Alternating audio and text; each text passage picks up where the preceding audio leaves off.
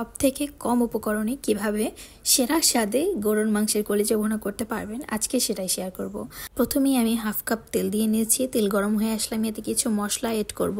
এই মশলাগুলো আগে দেওয়ার কারণে যেটা হবে আমাদের তরকারিতে ঘ্রাণটা বেশি ভালো আসবে। প্রথমে আমি 2টা তেজপাতা, 3টা এলাচ আর 2টা দারুচিনি দিয়ে খুব ভালোভাবে নেড়েচেড়ে নিব।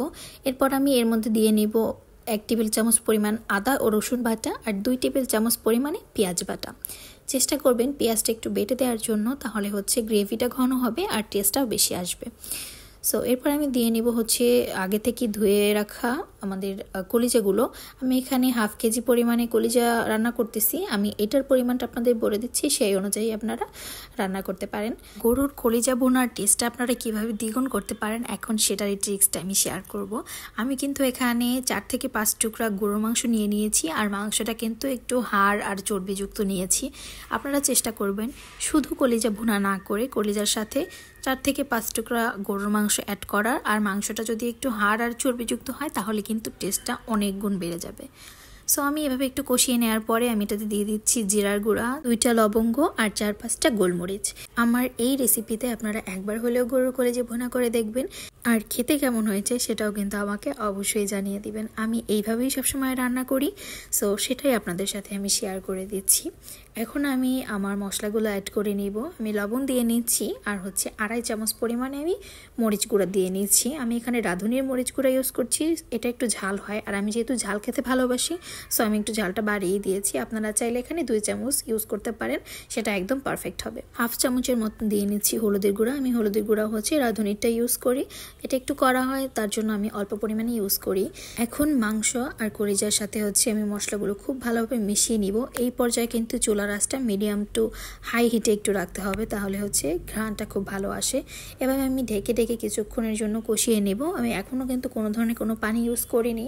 কলিজা থেকে যা পানি ছেড়েছে তা দিয়ে কিন্তু এখন অবধি আমি কষিয়ে নিয়েছি। আমার রেসিপির আরেকটা সিক্রেট টিপস আমি বলে দিই, সেটা এখানে আমি কিন্তু একটা মশলা অ্যাড করেছি, সেটা রাঁধুনি গরুর মাংসের মশলা। এই মশলাটা দেওয়ার কারণে কিন্তু স্বাদ আর ঘ্রাণ কয়েক গুণ বেড়ে যায় আর কালারটাও অনেক সুন্দরভাবে চেঞ্জ হয়ে যায়। আমার খুবই ভালো লাগে এটা ইউজ করার কারণে। আপনারা একবার হলেও দিয়ে দেখবেন কেমন লাগে আপনাদের কাছে খেতে।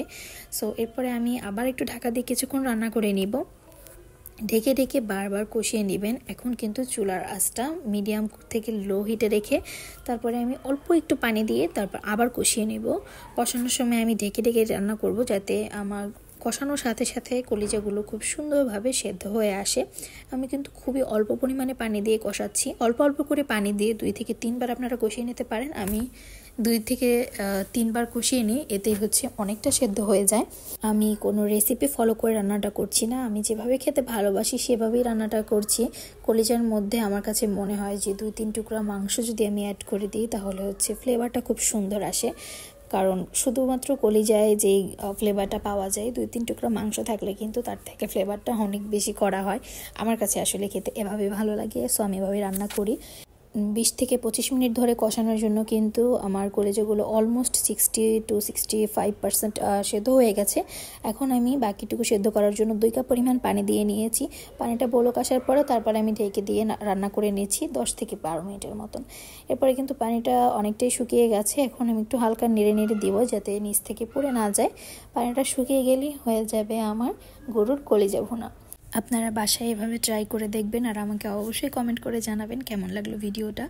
এটা কিন্তু রুটি, পরোটা, গরম ভাত সব কিছুর সাথে খেতে দুর্দান্ত লাগে আমার কাছে। এভাবে কলিজা ভুনা রান্না করলে অন্য কোনো কিছুরই আমার আর প্রয়োজন পড়ে না। So thank you so much.